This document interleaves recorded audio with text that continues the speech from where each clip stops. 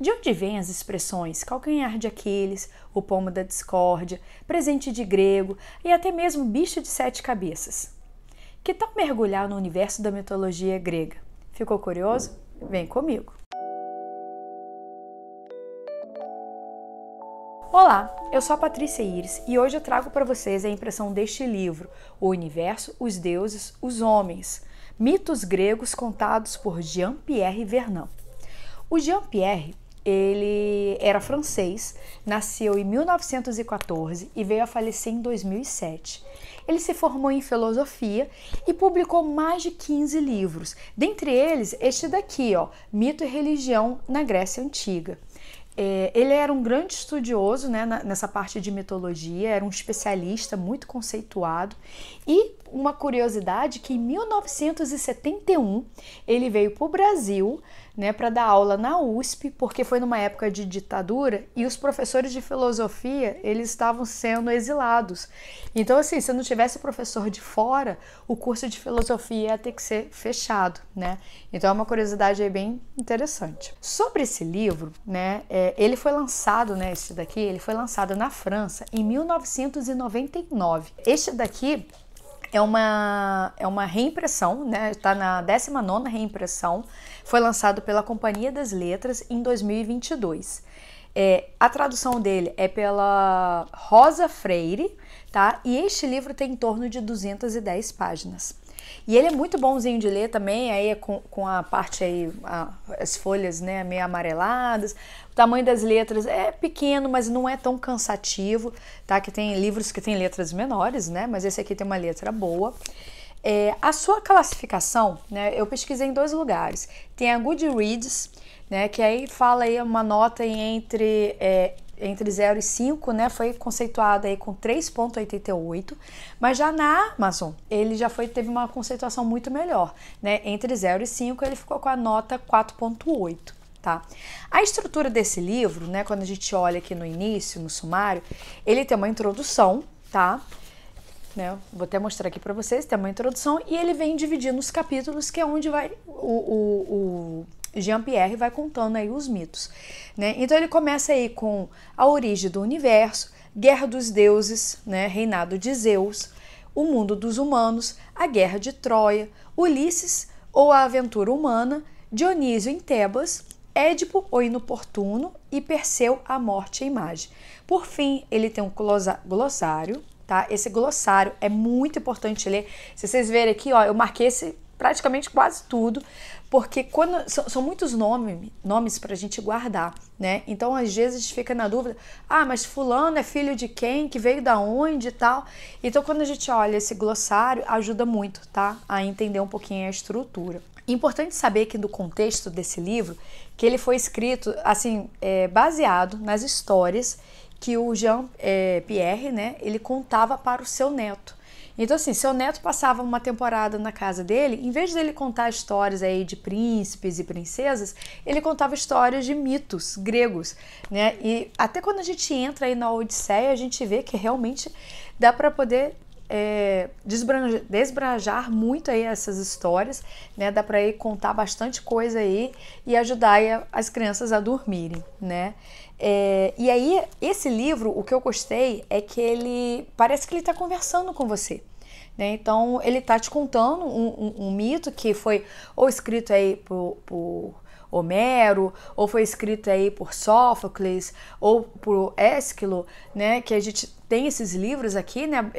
Que trazem esses mitos, né? Então parece que ele fez uma releitura desses livros antigos, né? Escritos aí na época da Grécia Antiga, e vai contando para você aí de uma forma bem tranquila e bem gostosa de entender. Um outro ponto aqui que eu trago para vocês que é importante é o seguinte: se você se apaixonar pelo mundo da mitologia grega, como eu, porque hoje eu estou fascinada nessa área, né? Então eu estou com diversos livros, eu estou querendo ler aí numa cronologia, né? Já estou aí com a missão de ler Ilíada e Odisseia e vou trazer aqui para vocês também. Então, se você quiser entrar nesse universo como eu estou entrando também, eu super sugiro comprar esse dicionário, né? É um dicionário mítico-etimológico, tá? É do professor Junito de Souza Brandão. O professor Junito, ele também é super conceituado aqui no Brasil para essa área de mitologia grega. E aí esse livro aqui também é como se fosse esse glossário, né? Só que muito mais detalhado, né? Então você tá vendo aqui, ó, tem todos os nomes de todos os personagens, as cidades, as situações, as épocas. Então assim, para você entender bem sobre mitologia grega, eu super aconselho ter esse dicionário. Principalmente quando você está lendo Ilíada e Odisseia e vem aparecendo uns termos que você fica assim, o que isso significa? Esse dicionário vai te ajudar, tá? Um outro ponto também importante, antes da gente entrar propriamente aqui no livro, existe esse livro aqui, ó, Teogonia, né, e Trabalhos e Dias, de Hesíodo.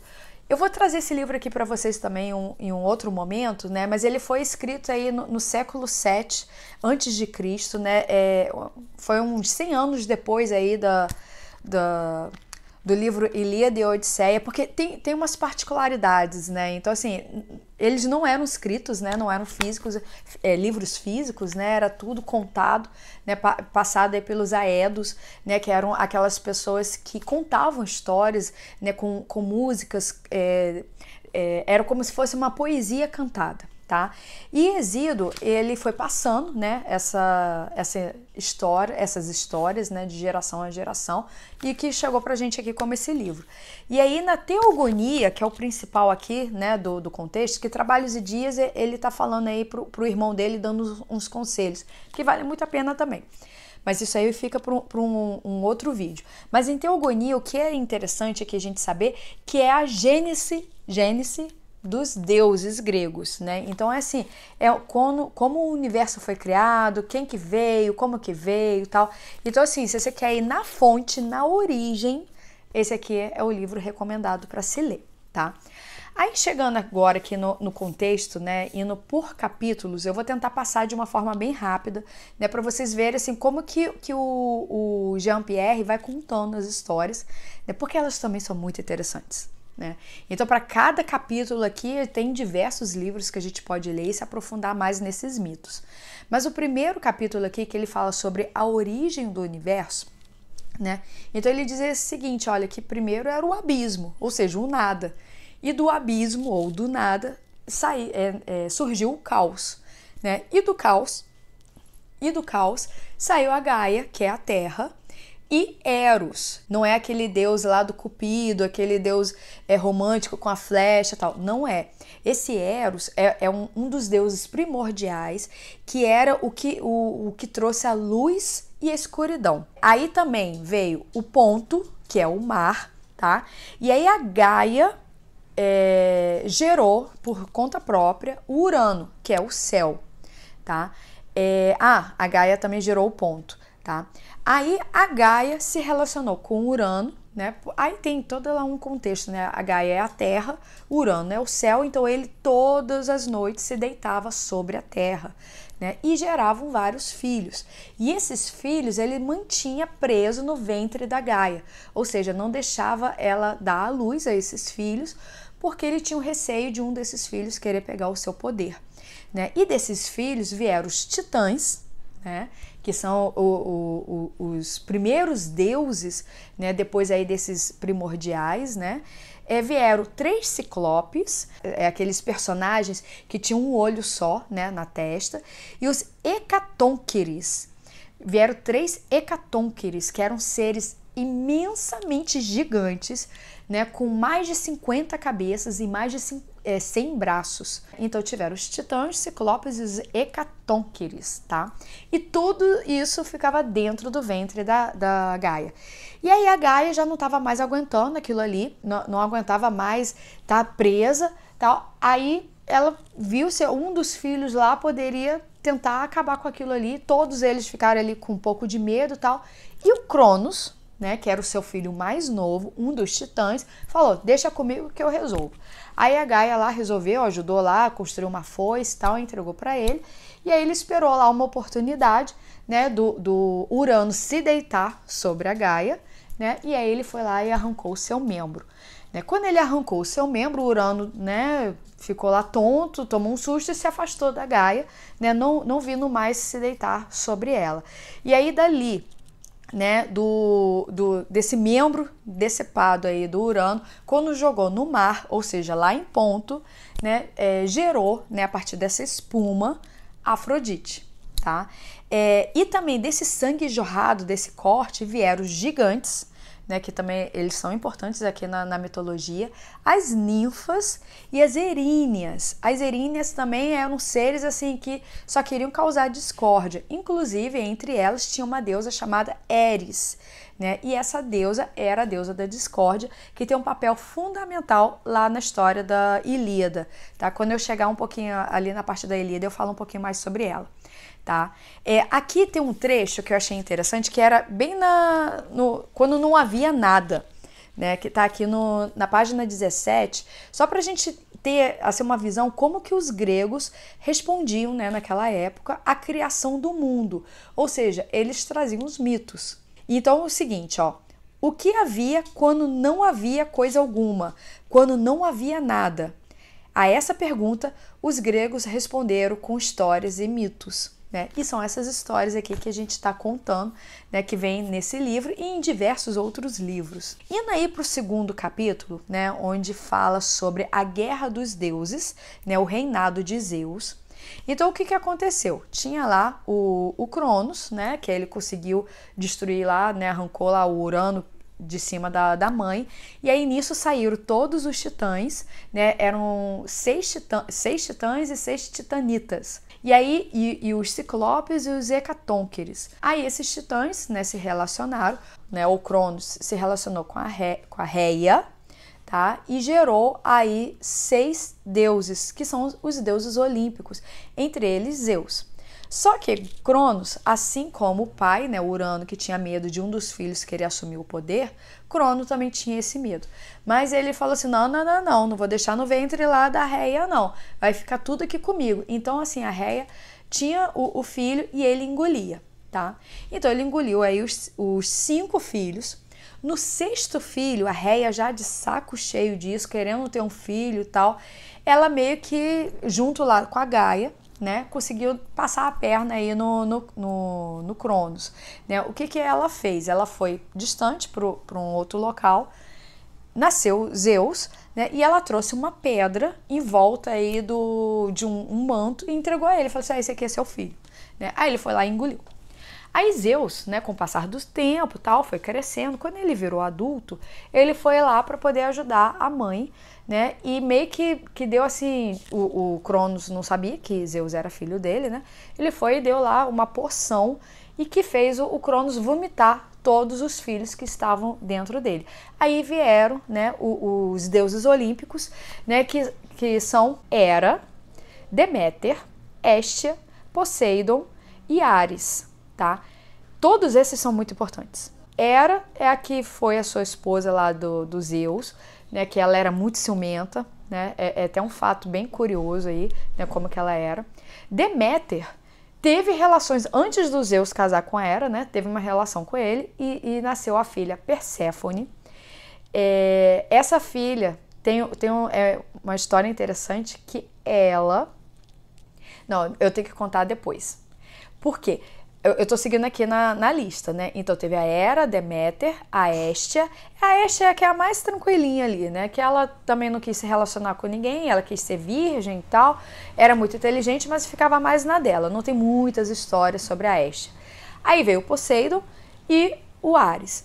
O Zeus, né? Passou lá por uns problemas lá, né? De poder, né?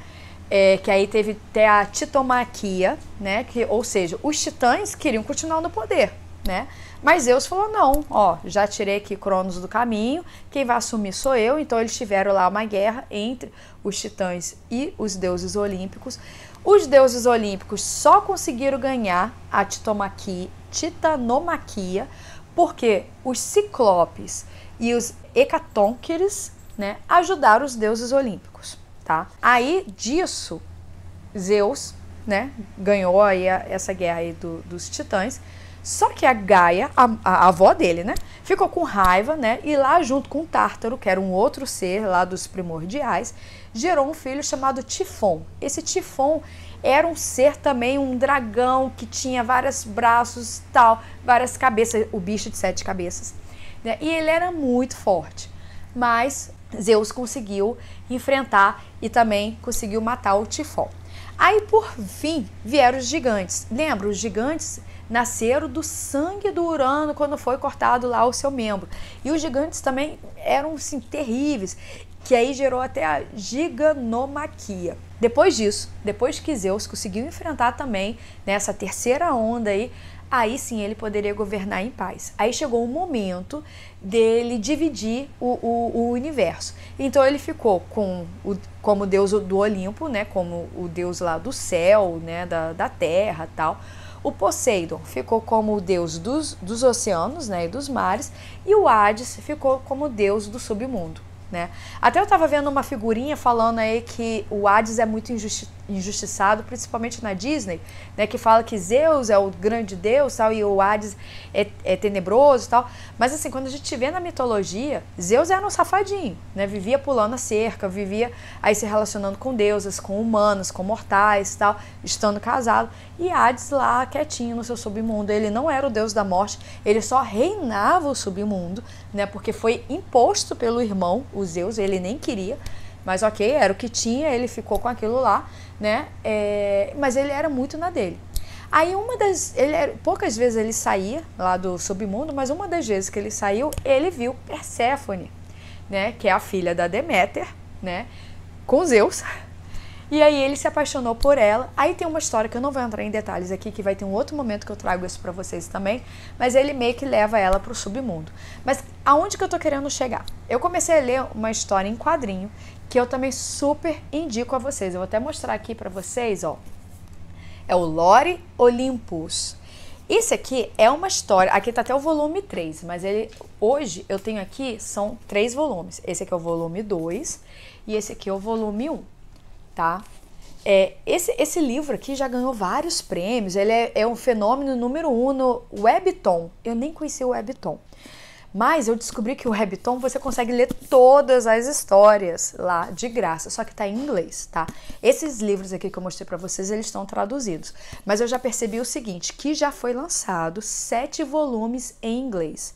E aqui no Brasil, a gente tá no 4º volume. Ou seja, eu trouxe aqui para vocês esses 3, que é o que eu comprei, né? O 4º volume tá um pouquinho caro, então eu ainda não comprei ele.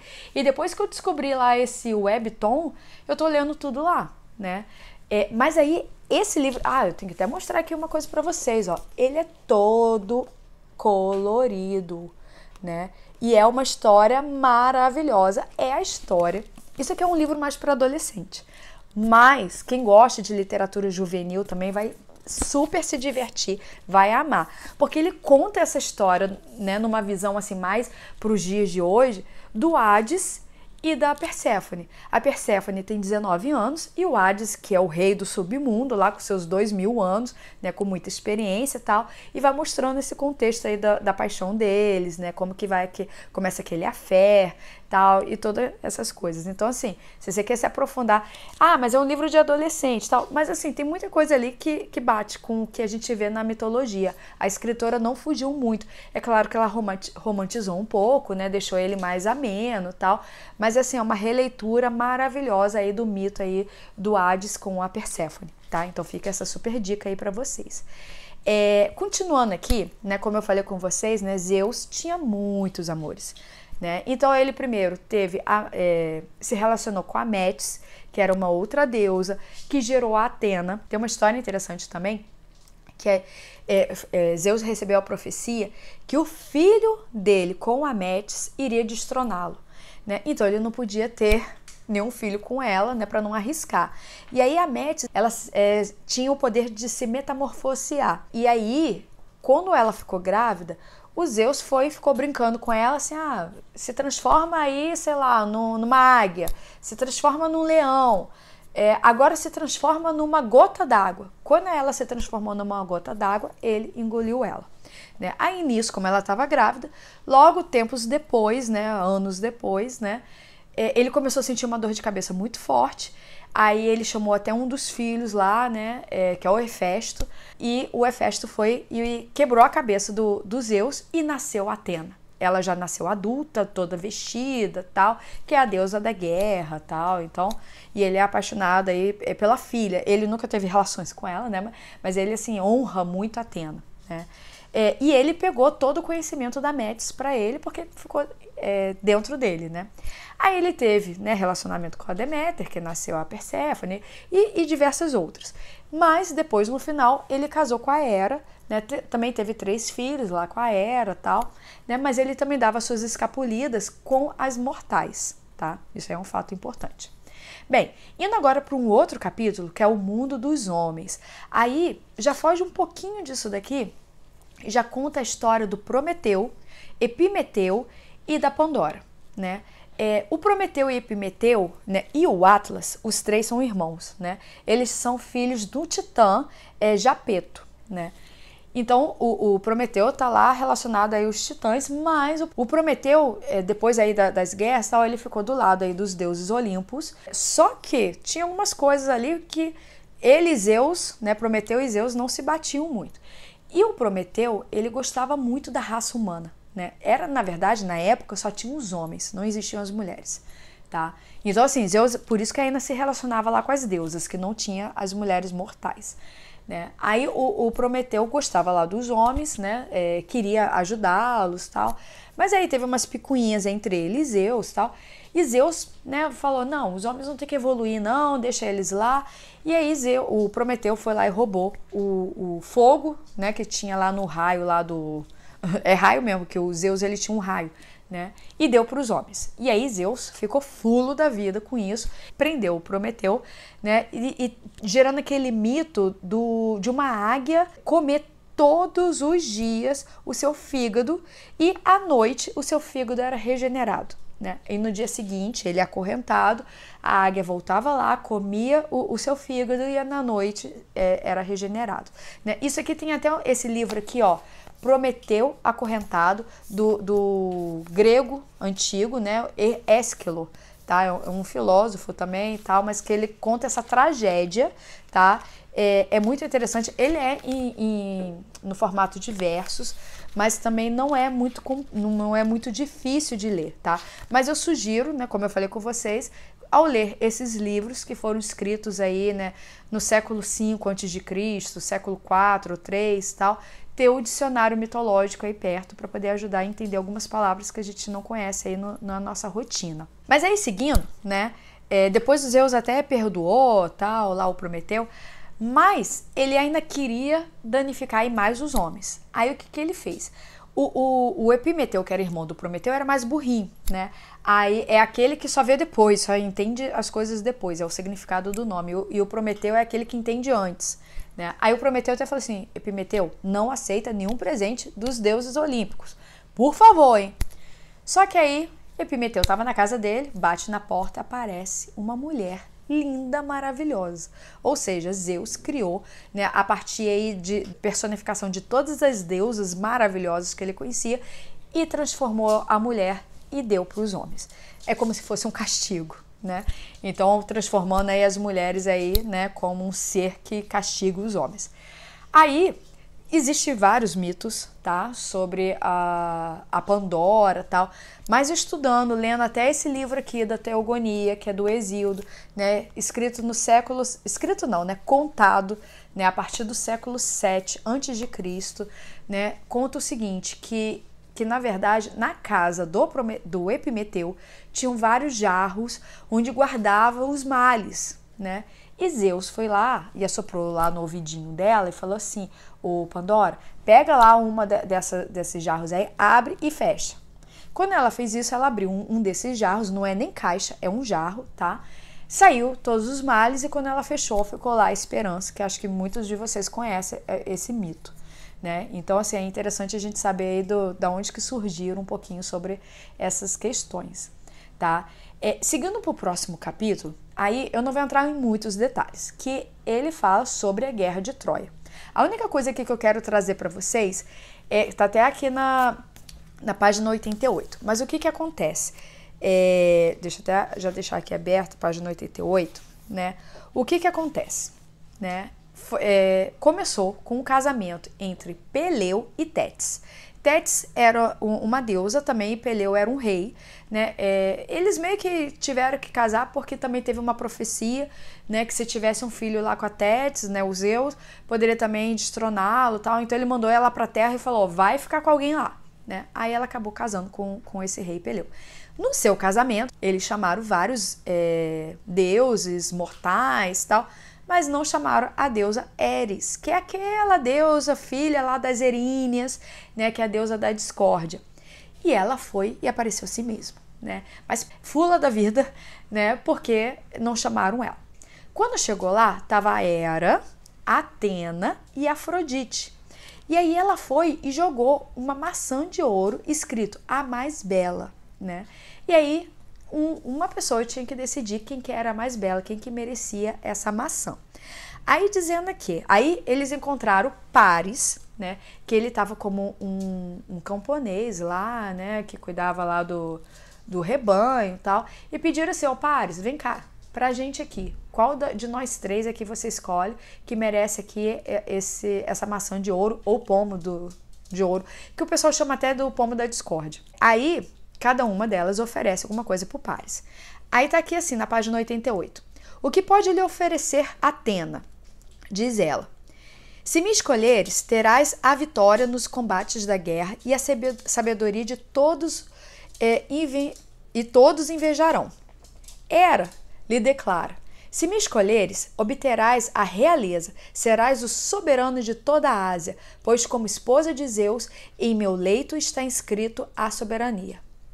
Quanto a Afrodite, anuncia-lhe, se preferires a mim, serás o sedutor completo, tudo o que houver de mais belo no plano feminino será teu. E, muito especial, a bela Helena, cuja fama já se espalhou por toda a parte. Bem, se você conhece um pouquinho da história do Ilíada, você sabe que o Paris, né, escolheu a Afrodite. Pessoal, para quem não conhece, essa aqui é minha filha Lisa, tá? Tô trazendo ela aqui, que ela tá aqui pedindo para ficar aqui com a gente, tá? Enquanto eu tô contando aqui essa história, né? Se você conhece a história da Ilíada, você sabe que o Paris escolheu a Afrodite. Por que ele escolheu a Afrodite? Porque ele queria ficar com a Helena, né? E aí a Helena era dos gregos, né? Ele roubou ela lá, tal. Eu não vou entrar no mérito da história porque eu vou trazer a Ilíada aqui para vocês, tá? Mas tudo começou por aí. Só uma observação. Quando for ler a Ilíada, ela, na verdade, se passa no último ano da guerra. A Ilíada teve uma duração de 10 anos, né, de guerra, e a Ilíada a Guerra de Troia, desculpa, e a Ilíada é contada no 9º ano da Guerra de Troia. Um ponto importante aqui, eu até tô lendo esse livro aqui, tá? Esse aqui, que ele tem um ponto interessante aqui. O importante é até falar quem é o tradutor. Para esses livros, pessoal, dos mitos gregos, tal, da Grécia Antiga, é sempre importante você procurar os tradutores certos, tá? Esse aqui é o Carlos Alberto Nunes. E o interessante dessa versão aqui, que em cada canto, tá? Vou até mostrar aqui para vocês, ó, por exemplo, eu tô aqui no canto 3, né? Antes de entrar aqui nos versos, tem um resumo, tá? Um pequeno resumo do que esse canto vai ser dito. Tá? Então isso aqui fica uma boa dica. Uma outra boa dica também é do tradutor Frederico Lourenço, tá? Que o Frederico Lourenço também ele é super conceituado como tradutor aí das histórias das mitologias gregas. E um outro ponto importante também é o seguinte, para você ler Ilíada, essa aqui na versão original do Homero, é importante você conhecer a história. Tá? E aí, por exemplo, eu sugiro para vocês ler esse livro aqui, né, que é a Ilíada de Homero, adaptado para os jovens. Então, quando você olha, ele é em prosa, né, ele não está em versos. E ele foi escrito pelo renomado tradutor Frederico Lourenço, né? Então, assim, mas é para jovens e tal, mas vale muito a pena ler, tá? Porque você vai conseguir entender, interpretar bem a história, para assim depois você entrar aí realmente na Ilíada cantada pelo Aedo Homero, né? Ilíada só foi passada aí para o papel séculos depois, bem lá na frente, né? Então tinha essa tradição de passar de um para outro, tá? Seguindo aqui mais um pouquinho, o outro capítulo é Ulisses ou a Aventura Humana. Pessoal, nesse livro aqui, pode ter certeza, o Jean-Pierre ama Ulisses, porque ele escreveu essa parte em 40 páginas. Então ele detalha muito, né, a parte de Ulisses e é muita aventura. É muita aventura. Aí, antes de você também entrar, né, nesse livro aqui, que também é o parzinho ali do Ilíada, né, o Odisseia, né, que é também traduzido aí pelo Carlos Alberto Nunes, né, antes de você ler esse livro, apesar que, se você for ler esse daqui, né, essas 40 páginas te contextualiza super, né, sobre a história do Ulisses, mas também tem esse aqui do Frederico Lourenço, né, que ele também conta a história aí na forma de prosa, tá? Então você também consegue ler aí na forma de prosa. Eu também super indico ler esse livro aqui, tá? Então eu não vou entrar em detalhes de Ulisses, da Odisseia, porque eu pretendo trazer essas duas histórias aqui para vocês em momentos separados, tanto Ilíada quanto Odisseia. Seguindo, né, para até o vídeo já vi que vai ficar muito longo, né, ainda faltam 3 mitos que estão contados aqui. O antepenúltimo, né, que é Dionísio em Tebas. Dionísio, ele tem uma história interessante, né, que ele é considerado como o deus do vinho e da agricultura, mas ele também é considerado como um vagabundo e um errante. A história dele já sai aí um pouquinho, tem que voltar um pouquinho antes, e tem muito a ver, tá? A história do Dionísio com o Édipo. Então, se você quer saber um pouquinho mais sobre a história de Édipo, né, até os seus antecedentes, é bom você saber um pouquinho de Dionísio, tá? O que acontece? Lá atrás, como eu falei com vocês, Zeus adorava aí se enrolar aí com as mulheres, as mortais. E aí Zeus se relacionou com Europa, que era filha de Agenor. Né? E o Agenor era filho de Poseidon. Né? Apesar dele ser filho de Poseidon, né, ele era considerado mortal e Europa também. Né? Só que quando ele teve esse relacionamento com a Europa, Hera descobriu e ficou fula da vida e queria matar a Europa. Para isso não acontecer, Zeus escondeu a Europa. Só que ele escondeu ela tão bem escondido que o seu pai, Agenor, não conseguia encontrar ela e ele ficou desesperado. E aí ele mandou seus filhos procurarem a Europa pelo mundo. Um dos seus filhos se chamou Cadmo, e o Cadmo foi em busca da Europa. E o Cadmo lá procurando pelo universo, pelo planeta e tal, aí ele chegou para pedir um conselho lá em Delfos, e Delfos falou, você não vai encontrar sua irmã, na próxima cidade, no próximo local que você parar, funde uma cidade. Aí foi o que ele fez, ele parou numa cidade, ele fundou uma cidade chamada Tebas, e essa cidade é muito importante aqui no contexto mitológico. Aí ele vai casar com a Harmônia, a deusa Harmônia. Tem alguns escritores que traduzem como Hermione, né? Mas é a deusa Harmônia, que é filha de Afrodite e Ares. Ares é um dos filhos do Zeus com a Hera. Aí o Cadmo e a Harmônia, né, eles geram a filha Semele e a filha Agave, tá? Eu vou já chegar na Agave. Mas a Semele, o que aconteceu? Zeus foi lá e teve relações com ela, né?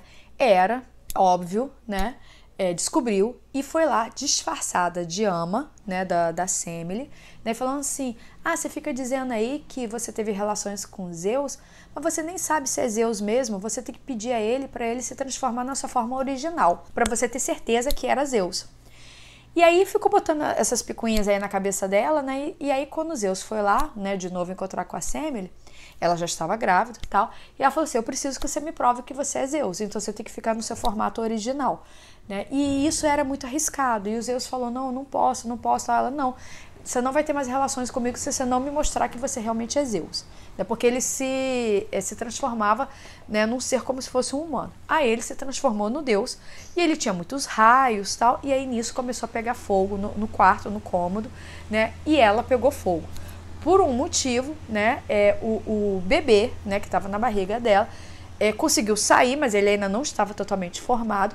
Aí Zeus pegou esse ser, né, o bebezinho lá que estava em formação, e colocou na sua coxa para terminar de ser gerado. Então, assim, esse ser, né, depois que nasceu da sua coxa, ele é considerado como um deus porque nasceu de Zeus, né? Se tivesse nascido da Semele, ele seria um semideus, né, porque a Semele não era deus, ela era uma mortal. Esse serzinho que nasceu da coxa de Zeus é o Dionísio, né, é o nosso deus aqui do vinho e considerado aí meio que um vagabundo, né? Mas aqui, só pra gente poder encurtar um pouquinho a história, como eu falei, né, o Cadmo e a Hermione tiveram a filha Semele e a Gave. A Gave, né, ela é a mãe do Polidoro, que assumiu Tebas. E Polidoro, ele teve o filho Labidaco, né, que depois teve o filho Laio, e o Laio teve o filho Édipo. Então, vocês estão vendo aí a descendência? Então, assim, o Édipo sei lá, tataraneto, tio, né, tio-neto lá do deus Dionísio. Aí vem contando algumas histórias sobre o Dionísio e tal, mas eu achei interessante trazer esse contexto aqui para vocês.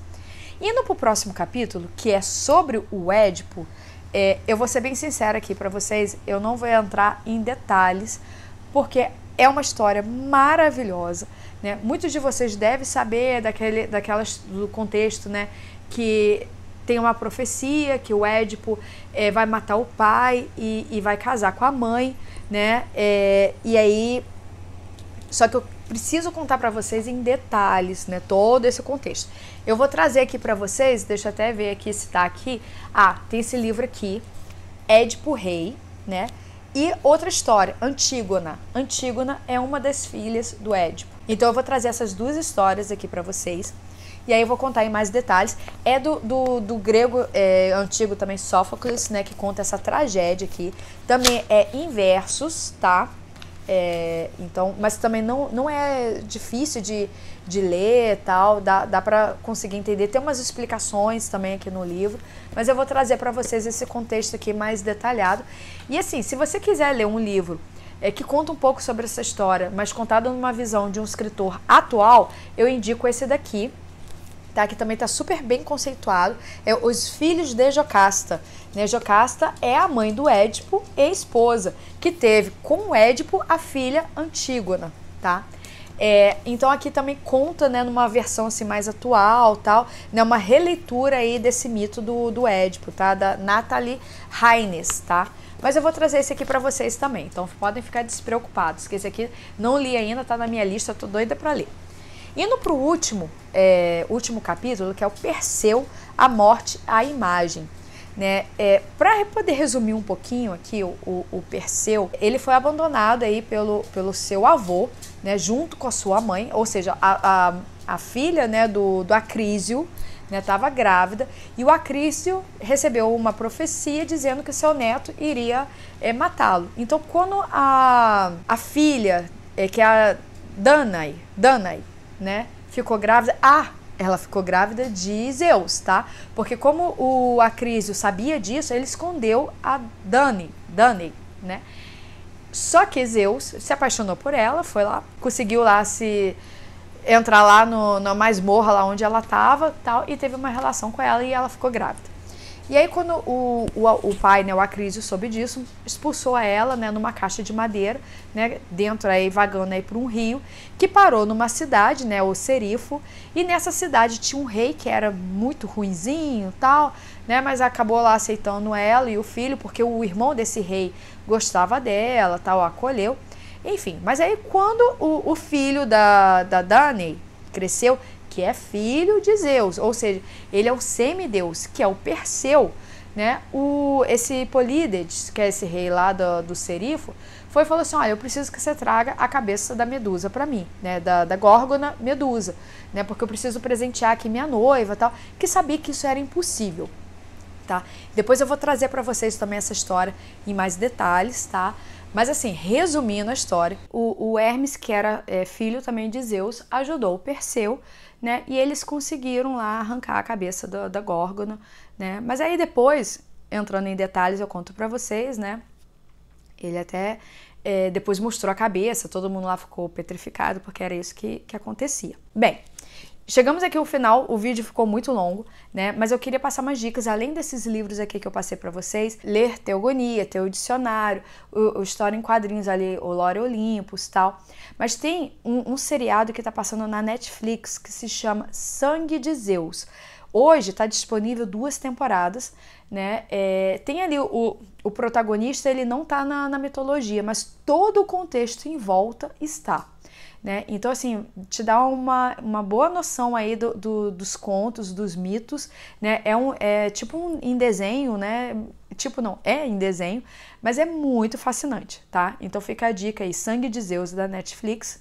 E tem um documentário que tá na Prime, né, que são 3 temporadas, que se chama Grandes Mitos Gregos, tá? É em francês, mas tem a legenda em português e vai contando sobre cada deus, cada situação, né, cada ponto importante aí que a gente conhece aí da parte da mitologia grega, tá? Então fico com essas dicas, espero que você tenha gostado, tenha ficado um pouco curioso e querer também entrar um pouco nesse mundo tão fascinante da mitologia grega, tá bom? Então a gente se vê no próximo livro e mais uma vez muito obrigada e não se esqueça de dar o like, de se inscrever se você não se inscreveu ainda e deixar seus comentários se você gostou.